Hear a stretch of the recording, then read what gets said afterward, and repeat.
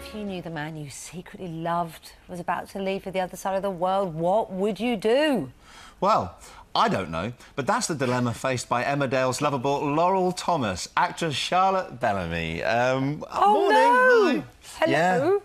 Yeah. Hello? This must be kind of rough. Yeah, it is. What's she going to do? What's she going to do? What is she going to do? Well... You can't tell us. I can't tell you, but you might find out tonight. Well, we've got a little clip of tonight Yeah. where I think we get a hint that you're brave. Go on, let's have a look. You're sorry. I probably left it a little bit too late. You love me. I thought you'd always be here, and so would I, and somehow, sometime, I don't know. Unbelievable. I do, I do. I love you so much. You break my heart, and you do this to me? No.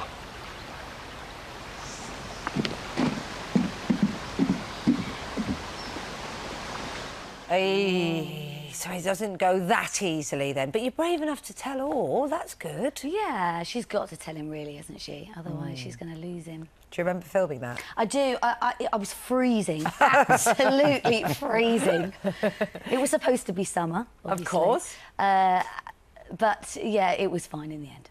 It's been some year for you, character has. Laurel. What's it been like to play her? Oh, great. It's been great. It has been a busy year. Of course, she falls in love with Marlon, but does the right thing, stays with her husband, but then the whole abuse with Sandy, which was, you know, a big story.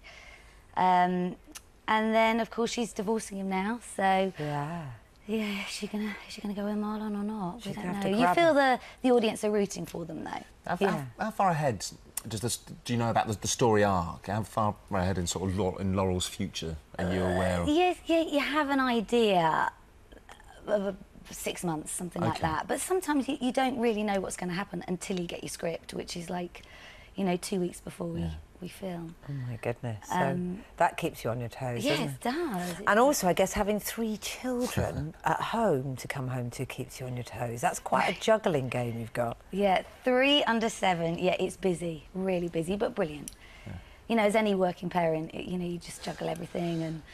Yeah, these two were talking about potty training before we actually engaged in the interview. I've earmarked next week for potty training. You've just done it, and I've got to say, reports weren't brilliant for the kind of week I'm going to have next week. No, it's going to be interesting. Interesting. And the summer holidays are coming. We've been asking people how they feel about that, because some people think, oh, brilliant, summer with the kids, and some people, it's a little bit, especially if you're working, can fill you with dread. Have you got lots of plans to keep them occupied? I have, actually, yeah. I mean, I think if it's dry, then you're OK. But if it rains, what do you do with 3 kids? Can you take them to set ever? Never. Why? Just never. Well, because they've got to be really quiet if they went on set, which they never would be. And they'd be bored as well, really. They'd be pulling plugs out of things, wouldn't they? And fusing things and running around and... Oh, gosh, OK. Pauline in Derby, she's a nan now, but when my lads were small, we would make buns or gingerbread men. They loved a piece of pastry to play with.